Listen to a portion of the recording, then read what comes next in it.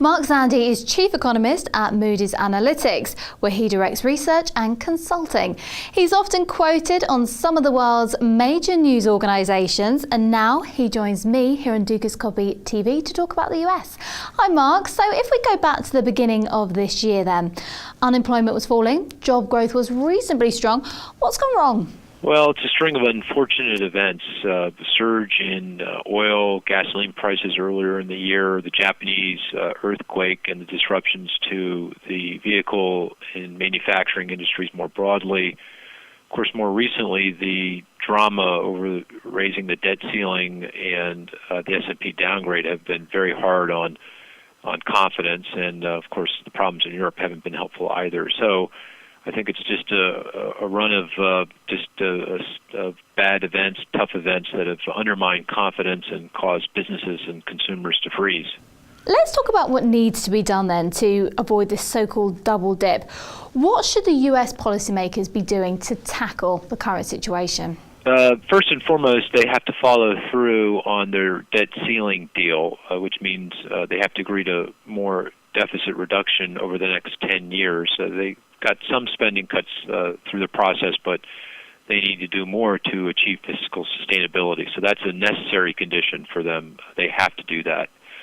I think it would be also very helpful if they start working on reform of the tax code as part of achieving fiscal sustainability, deficit reduction, but also making the tax code simpler, less complex, more efficient, and both on the corporate side and the personal income tax side. And then also, given how fragile the current economy is, there are a few things they need to do to help support the economy, extending the current payroll tax holiday for another year, providing some more emergency UI benefits. And there are a couple of 3-4 other things they can do to provide a little bit more support to the economy in the near term to make sure that the recovery remains intact. Extending the payroll tax holiday would be a big plus. Extending emergency UI benefits also very helpful. Some additional help to state and local governments who've been laying off workers. One easy thing for federal policymakers to do would be to give some relief on the unemployment insurance funds that states are operating. They're in deficit. States are going to have to start raising taxes on businesses if they don't get relief from the federal government. That would be a straightforward thing to do.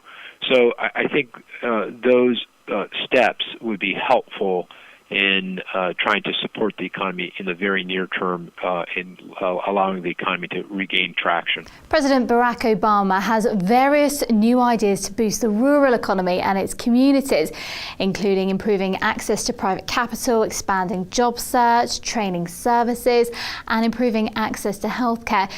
Is all of this going to be enough to convince the electorate that he can resolve the bigger problems? No, not enough. The rural sector of the U.S. economy is very important. It's one of the strongest sectors of the economy. U.S. exports a lot of agricultural products, and of course there's a lot of strong demand from all over the world for ag products. So that economy has done well, but it's small in the grand scheme of things in terms of jobs, in terms of output. So that's a good positive step in the right direction, but there needs to be a lot of other steps to ensure that the broader economy creates more jobs and brings down unemployment. I think if the economy doesn't improve further from here, it's going to be tough for all incumbents, including President Obama. If the economy starts to gain some traction, and I'm hopeful it will, I think if we don't get derailed by other unforeseen events, I think confidence will stabilize and we'll start to see better job growth and more GDP growth. And if that happens, then I think the president has a fighting chance. But obviously, under any circumstances, it's going to be difficult for incumbents because the economy clearly has struggled over the past several years, and voters are, obviously and rightly very upset about that. And do you think that the U.S. economy could do with a little bit of luck? Oh, good question. I think luck has something to do with it. I think we are due, that's for sure. We've had just a bad string of luck now for quite some time. Clearly the problems we're in are largely our own doing.